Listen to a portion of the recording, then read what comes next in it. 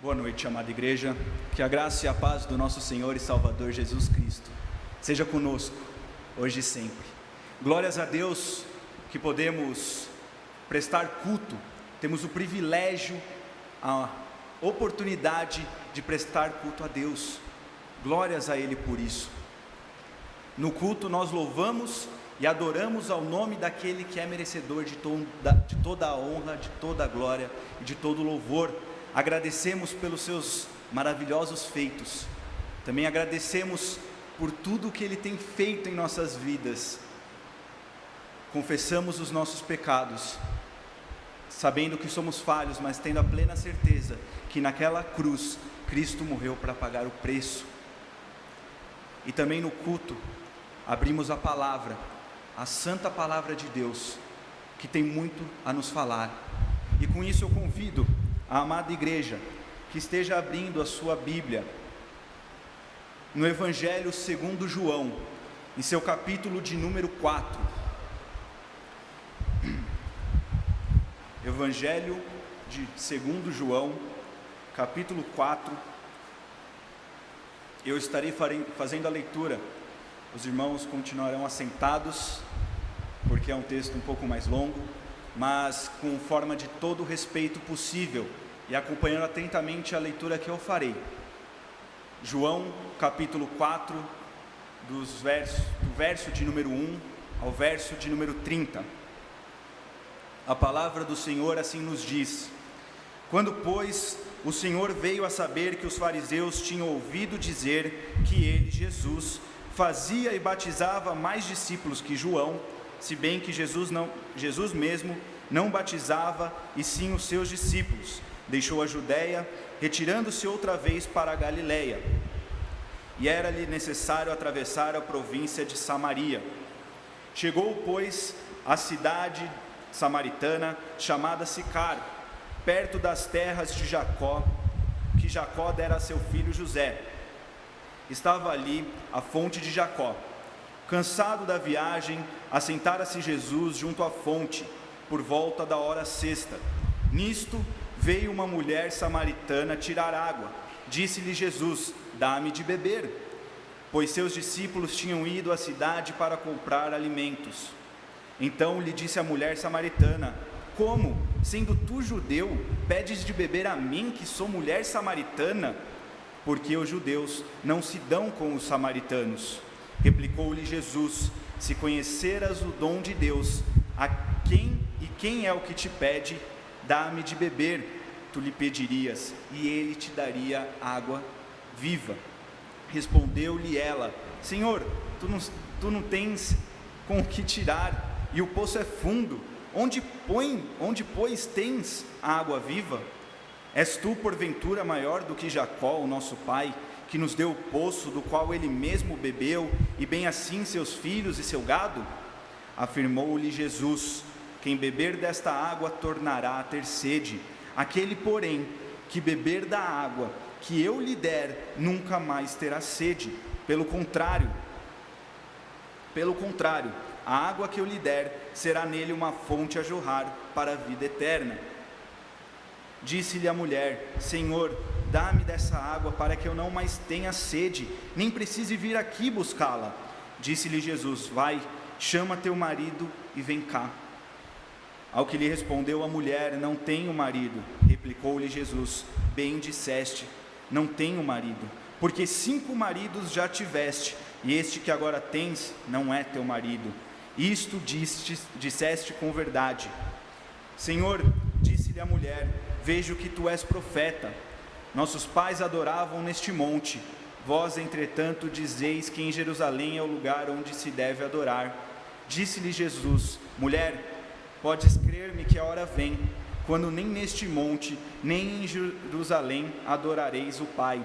Vós adorais o que não conheceis, nós adoramos o que conhecemos, porque a salvação vem dos judeus.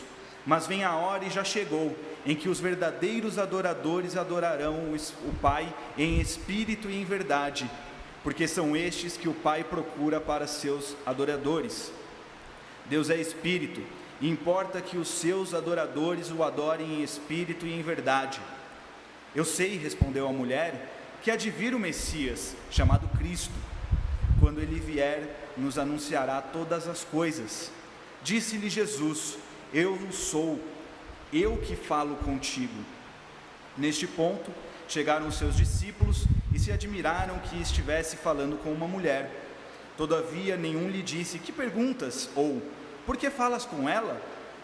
Quanto à mulher, deixou o seu cântaro, foi à cidade e disse àqueles homens: vinde comigo e vede um homem que me disse tudo quanto tenho feito. Será este porventura o Cristo? Saíram, pois, da cidade e vieram ter com ele. Amém. De fato, o tempo em que vivemos, o tempo onde habitamos, se eu assim posso dizer, é um tempo que o homem ele busca uma satisfação própria.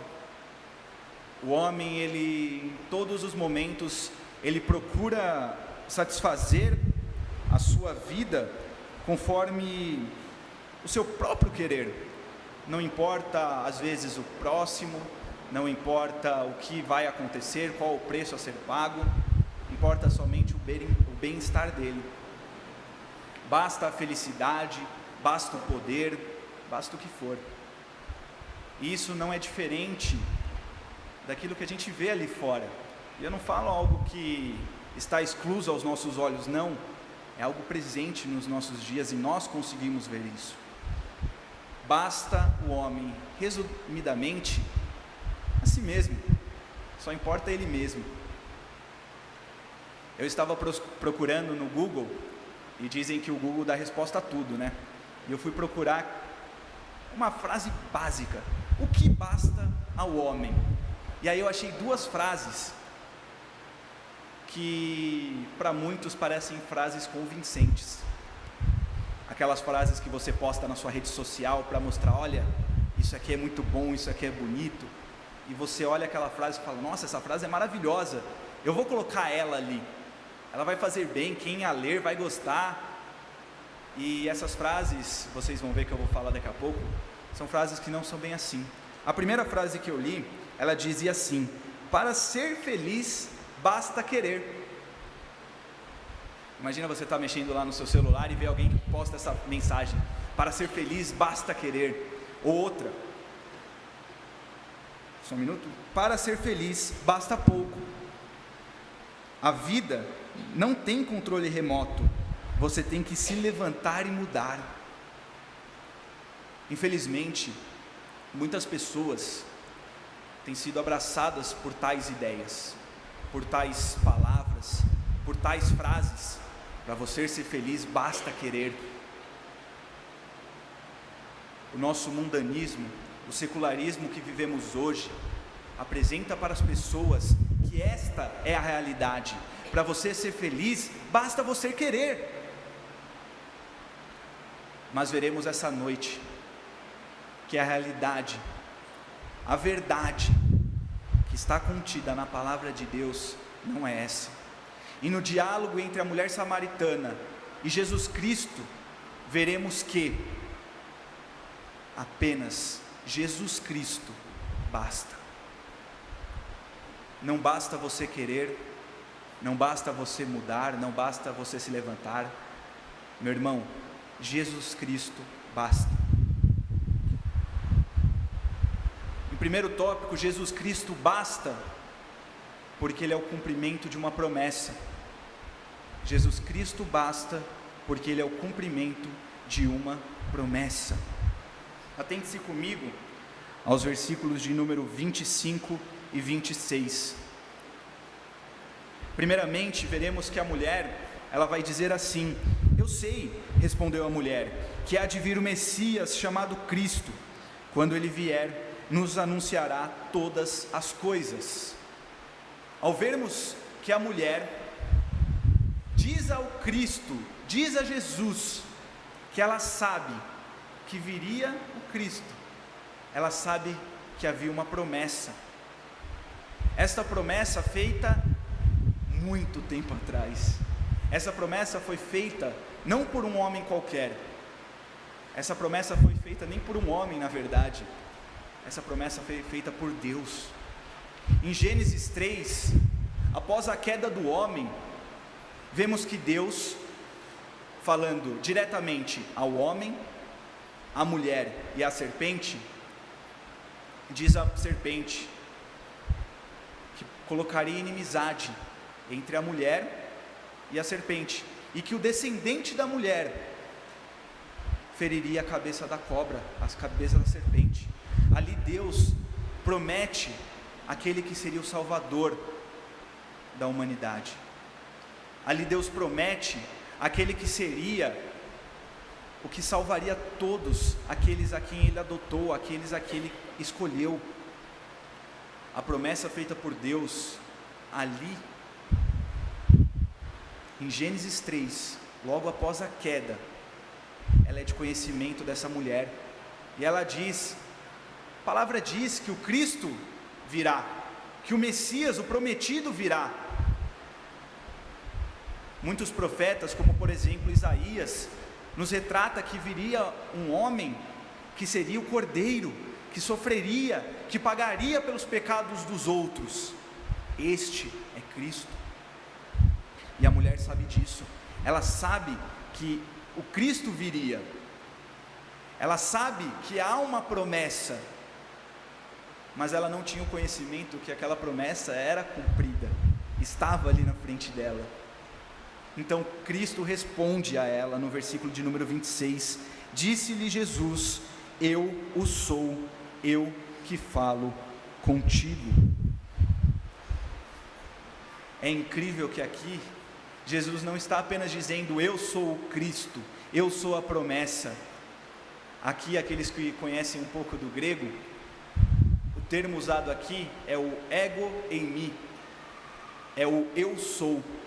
E somente Cristo poderia dizer eu sou, não somente referente à questão da promessa, não somente a questão daquilo que a mulher tinha falado a ele, que vai vir um Cristo, um Messias. Não é somente ele afirmando isso, ele está falando eu sou. Ele está dizendo as mesmas palavras que Deus, na sarça ardente, falando a Moisés, diz, eu sou. Êxodo 3, versículos 13 e 14, disse Moisés a Deus, eis que, quando eu vier aos filhos de Israel, e lhes disser, o Deus de vossos pais me enviou a vós outros, e eles me perguntarem, qual é o seu nome? Que lhes direi? Disse Deus a Moisés, eu sou o que sou. Disse mais, assim dirás aos filhos de Israel, eu sou, me enviou a vós outros. Cristo não somente diz que Ele é o cumprimento da promessa, mas ao dizer eu sou, Ele diz que Ele é o próprio Deus. Nenhum outro havia dito eu sou anteriormente, apenas Deus, falando com Moisés, disse eu sou, o enviou. Cristo vai lá e repete as mesmas palavras àquela mulher. Ele dá a certeza de que Ele é o cumprimento da promessa, mas Ele também vai além, Ele fala que Ele é o próprio Deus. Meu irmão, Jesus Cristo basta, porque Ele é o cumprimento da profecia, Ele é o cumprimento de uma promessa feita por Deus a Adão e Eva, uma promessa também feita a nós. Cristo é o cumprimento. Em segundo lugar, Jesus Cristo basta, porque Ele é a água da vida. Atente-se comigo aos versículos de número 13 e 14. Afirmou-lhe Jesus, quem beber desta água tornará a ter sede, aquele porém que beber da água que eu lhe der, nunca mais terá sede. Pelo contrário, a água que eu lhe der, será nele uma fonte a jorrar para a vida eterna. Cristo está cansado, andou até aquela cidade de Sicar, ficou ao lado do poço de Jacó, e ali chegou uma mulher para retirar água. Estima-se que era uma tarde, o ápice da tarde, onde o sol está bem no meio, estima-se meio-dia, onde aquela mulher não queria ser encontrada por ninguém, muito menos por um homem. E ela vai àquele momento tirar a água daquele poço. Então Cristo pede água a ela, e ela fala assim: mas o Senhor está falando comigo? Eu que sou mulher samaritana, o Senhor está falando comigo? E ele diz: se você conhecesse o dom de Deus, não só daria água a ele, mas pediria a água da vida, pois ele é capaz de dar.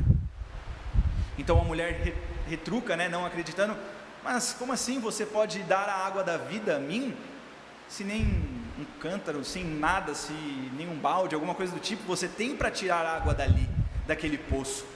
Como você pode me oferecer a água da vida? Mas Cristo vai além, ele diz o que a gente acabou de ler: quem beber desta água tornará a ter sede. Ou seja, ele aponta aquele poço, o poço de Jacó, e diz que ali, aquela água, quem dela beber, vai ter sede. É normal. Hoje, um dia quente, abafado, nós vamos ali ao bebedouro, beberemos uma água gelada, ela matará a nossa sede momentaneamente, porém daqui a alguns minutos, teremos sede de novo. Mas Cristo não. Cristo promete àquela mulher algo além, uma água da vida, uma água da qual ela beber nunca mais terá sede.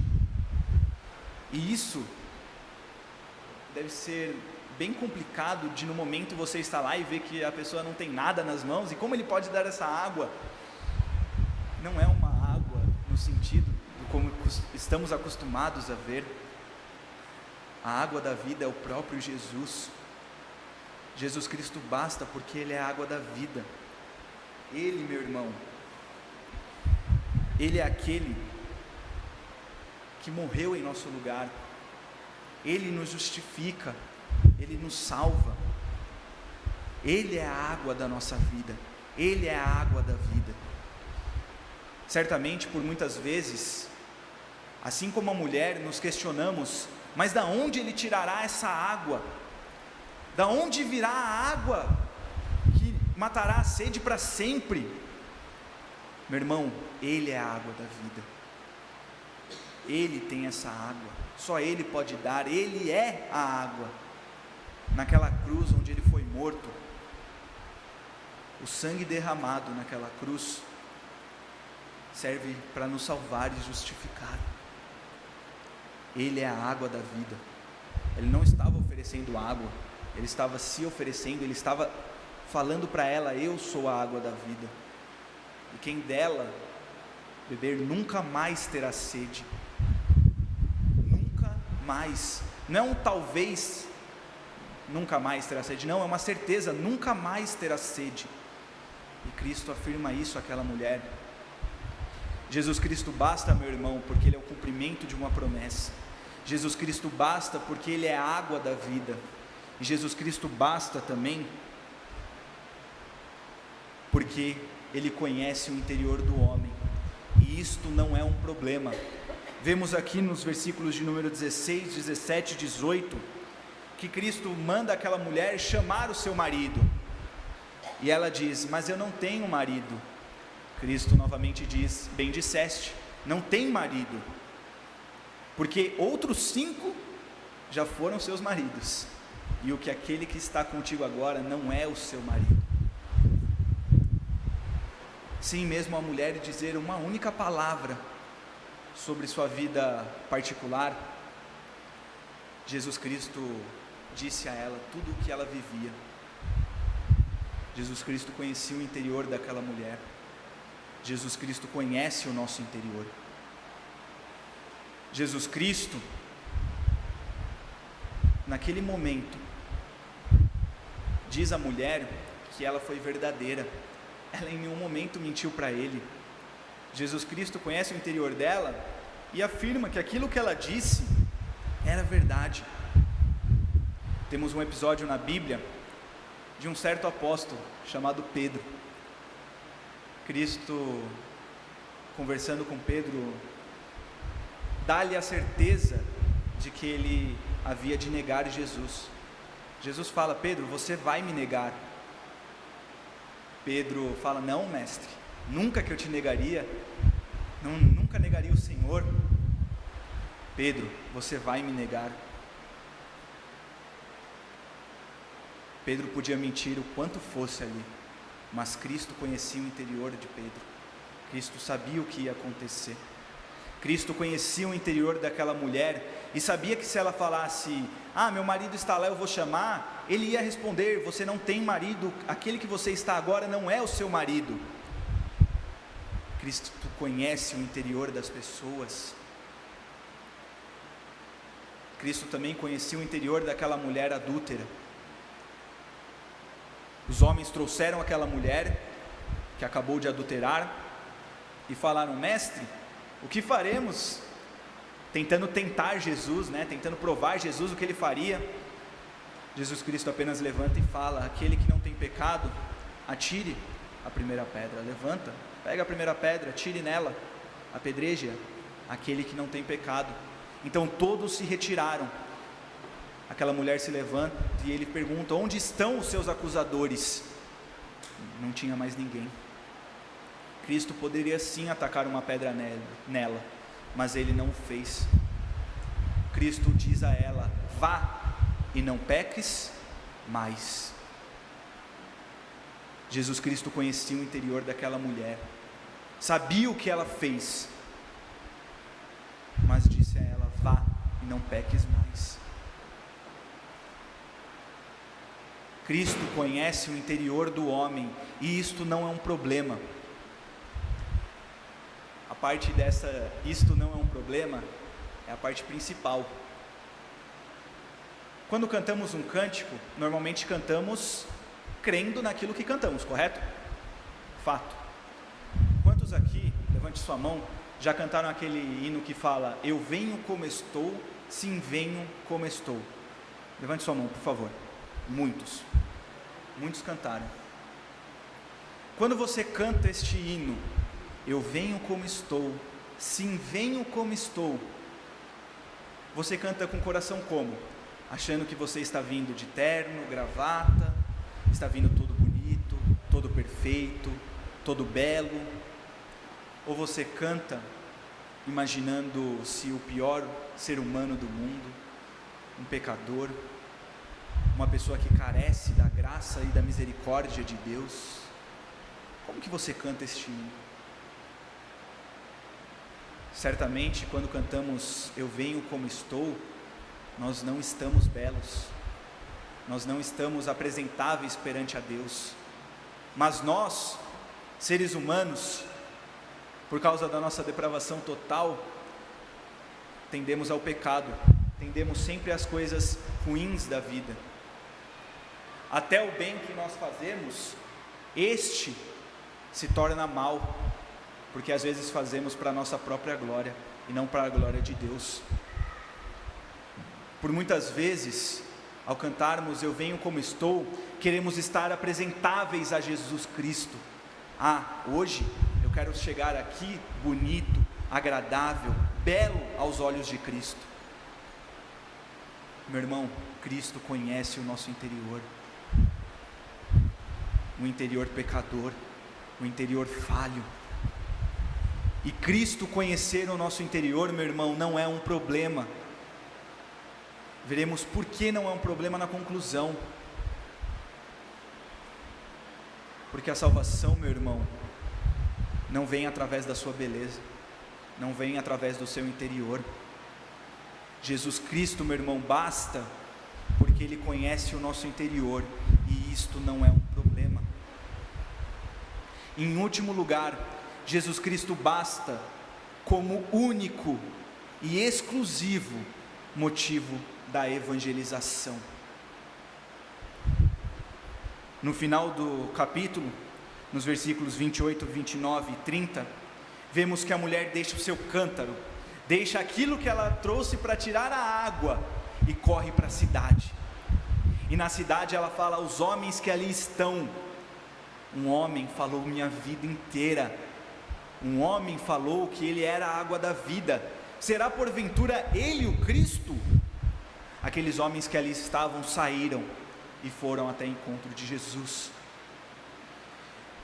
Meu irmão, esta mulher entende, através da obra do Espírito Santo, que aquele que ali está em sua frente é o Cristo, o Messias. Jesus é o cumprimento da promessa, mas ela entende que Ele é o único motivo para a evangelização. Infelizmente temos visto igrejas, seitas, que falam que o Evangelho precisa de um valor financeiro.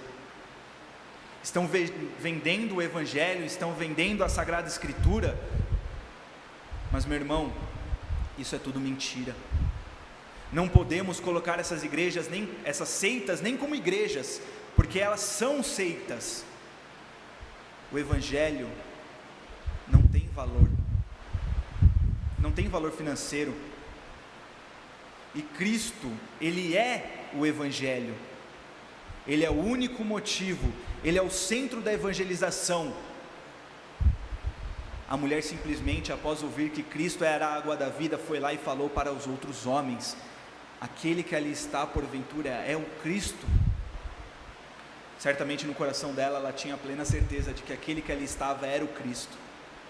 Não era somente um profeta por conhecer o coração daquela mulher, ele era além, e ele mesmo disse que ele era além. Ele disse: eu o sou. Ele mostrou àquela mulher que ele era o Cristo e ele era o próprio Deus. Meu irmão, Jesus Cristo basta, porque Ele é o cumprimento de uma promessa. Jesus Cristo basta, porque Ele é a água da vida. Jesus Cristo basta, porque Ele conhece o nosso interior, e isto não é um problema. Jesus Cristo basta, meu irmão, como único e exclusivo motivo da evangelização. Não há outro qualquer motivo para se evangelizar, a não ser por Cristo e a obra que Ele fez naquela cruz.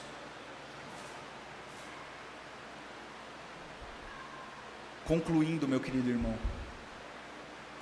minha querida irmã, eu acho que eu não preciso voltar tantos nos pontos, porque eu creio que eles já tornaram-se aplicáveis por si só, mas eu tenho mais algumas coisas a dizer e prometo ser breve. Primeiro, vemos que o eu sou, o ego em mim, só poderia ser dito por Cristo. Ninguém mais poderia dizer aquilo, porque o eu sou remete a Deus. Paulo, na sua carta aos Colossenses, nos diz que Cristo é a imagem do Deus invisível. Ou seja, Cristo, meu irmão, é o Deus invisível. Se existe uma imagem, que não podemos fazer imagem e escultura de Deus, mas uma imagem se fez, foi Cristo. Ele é a imagem do Deus invisível. Ele é, e Ele mesmo assim o diz: eu sou. Ele nos afirma que Ele é a água da vida, onde a água que Ele der, se tornará nele, aquele que Ele der, uma fonte a jorrar para a vida eterna. Só teremos a vida eterna se Cristo for o nosso Senhor e Salvador. Não teremos a vida eterna por outro caminho. Ouvi essa semana uma frase: todos os caminhos levam a Deus. Não, todos os caminhos não levam a Deus. Há um único caminho que leva a Deus, e Ele é Cristo, e Ele mesmo diz: eu sou o caminho, a verdade e a vida. Meu irmão, não se engane, nenhum outro caminho leva a Deus, a não ser Cristo. Ele também nos diz na passagem, que Ele conhece o nosso interior. Ele conhece quem nós somos, e isso não é um problema. Meu irmão, o que eu vou falar aqui pode te chocar um pouco, mas nós, homens e mulheres, não temos valor nenhum. Não temos valor nenhum. Se você busca ter valor em si, você tirará o valor de Cristo naquela cruz. Se você busca valor naquilo que você é ou aquilo que você faz, você tira o valor daquele que foi santo, perfeito, sacrifício agradável ao Senhor, que foi Cristo Jesus. É forte eu dizer isso, mas meu querido irmão, você não tem valor, eu não tenho valor. O valor está em Cristo e naquele sangue que foi derramado naquela cruz. Sangue derramado pelos seus, sangue suficiente e eficiente para a adoção. Se podemos chamar Deus de Pai, é porque Cristo nos adotou, e o preço desta adoção foi o sangue derramado naquela cruz. Meu irmão, você tem valor? Ou você vê que o valor está somente em Cristo naquela cruz? Em último ponto, também vemos que através da atitude da mulher, ele nos mostra que ele é o centro da missão. A missão é ir e pregar o Evangelho. A missão é ensinar as pessoas a guardarem todas as coisas que Cristo nos ensinou. Leia o Evangelho, Cristo ensinou muita coisa aqui. Temos que pregar o Evangelho, temos que ensinar as pessoas a guardar aquilo que está aqui escrito. E se Cristo é o centro da missão, meu querido irmão, minha querida irmã, Cristo é o centro da igreja. Cristo é o centro daqueles que aqui estão reverendo na igreja. Cristo é o centro da nossa vida. Cristo é o centro da Escritura. Tudo na Escritura aponta para Cristo. Cristo é o centro de todas as coisas. Você pode afirmar isso no seu coração? Que Cristo é o centro de todas as coisas? Se você pode afirmar que Cristo é o centro de todas as coisas, você pode afirmar que o centro de todas as coisas basta. Ou seja, meu irmão, Jesus Cristo basta. Jesus Cristo basta, porque Ele é a água da vida. Quem dele tomar, nunca mais sede terá. Essa é a palavra do nosso Deus, essa noite, que Jesus Cristo basta.